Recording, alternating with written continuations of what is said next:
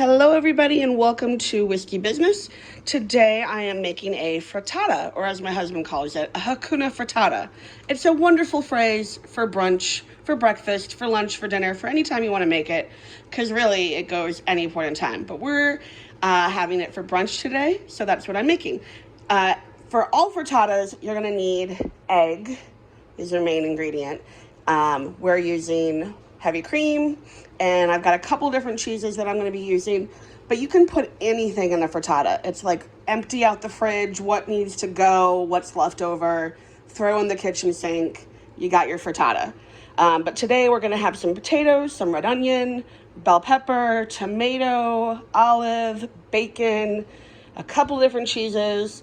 If you want to make this paleo or Whole30, you would substitute heavy cream for an almond milk or coconut milk. Just get one that's not flavored. You don't want it to be sweet with everything else.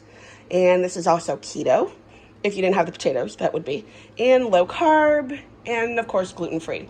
So I'm gonna get started on chopping up my vegetables and getting my bacon going, and we'll get ready on our frittata. Our frittata, the first thing we're gonna do is cook our meat. So I have bacon. You can use whatever meat you want. Or if you prefer it to be completely vegetarian, you don't have to put any meat in it at all. But we're a carnivore family, so we're going to have some bacon. And I've got about 6 slices of thick cut bacon that I'm going to just par cook this, or not par cook, but I'm going to render some of the fat out. I don't want it to be crispy.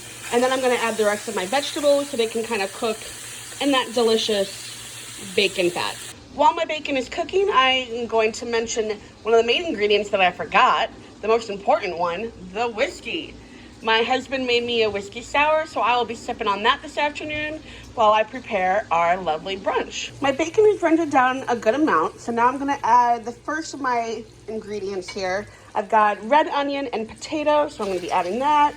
Like I said, for a frittata, you can really add whatever you have on hand. You can make it as fancy or as simple as you'd like.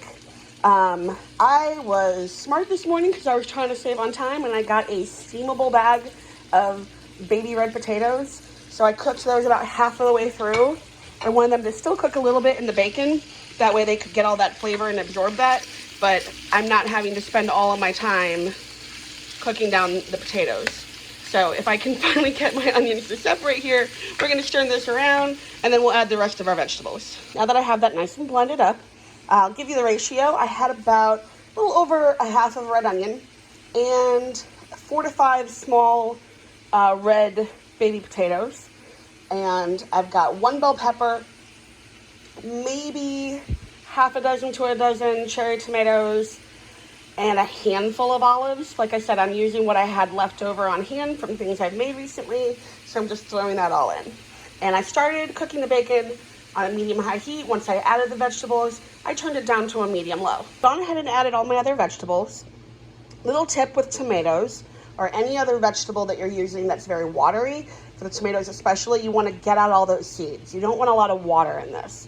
And if you're not familiar with frittata, frittata is kind of like an omelet meets a crustless quiche. But it's just really nice and easy to make for a large crowd.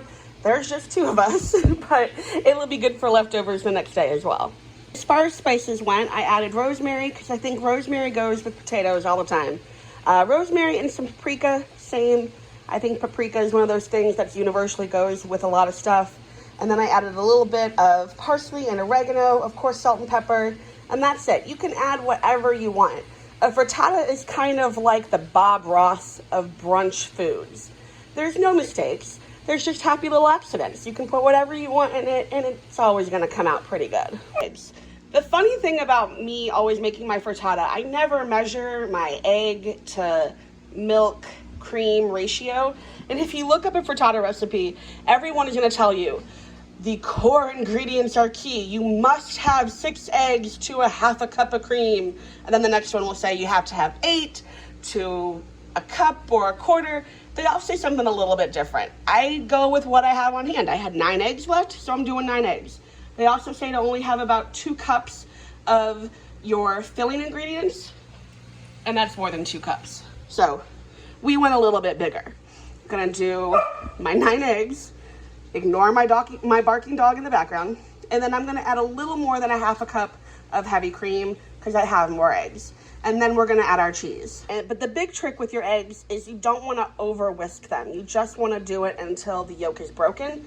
If you over whisk them, then your frittata is going to puff up and then deflate and fall down. And nobody wants a deflated frittata. Okay, to our egg and cream mixture, I did about 1/4 of a cup of shredded mozzarella cheese and 1/4 of a cup of mild sharp cheddar. I like to always get my cheese in a block if I can. Today they didn't have some of it, but I like to get in a block because one, it doesn't have all those extra additives to it. I know it can be a little harder to shred, but if you pop it in the freezer for just a little bit, it'll shred much easier. So I'm going to fold it in. If you watch Schitt's Creek, you'll get a little comedic relief from Moira and David of how do you fold it in, which just is a nice way of saying mix it in. So I'm gonna fold in my cheese and then I'm gonna add it to my vegetables. I added a little bit of kale at the last minute to give me some of my good greens. And now I'm gonna pour in our liquid.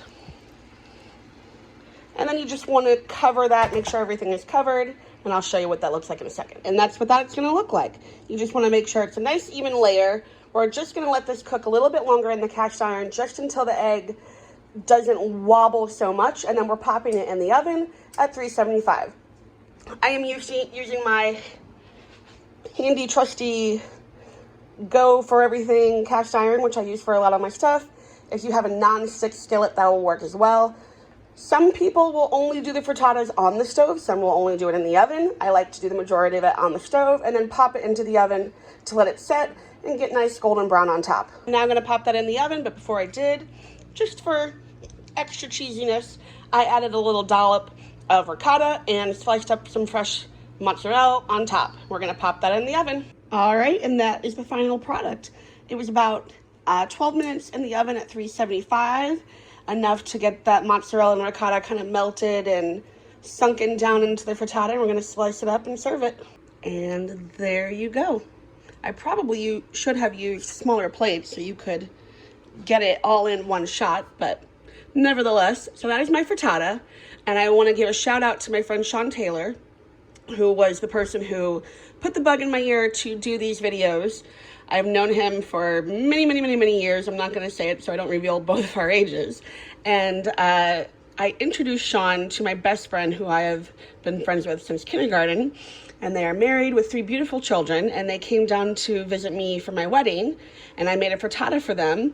And ever since, he's been hooked on that frittata life and has been telling me I should start my own YouTube page. So, Sean, this Hakuna Frittata is for you, and I hope you all enjoy it. Please like, share, subscribe, hit the bell so you get those notifications, and tell me how you enjoy it.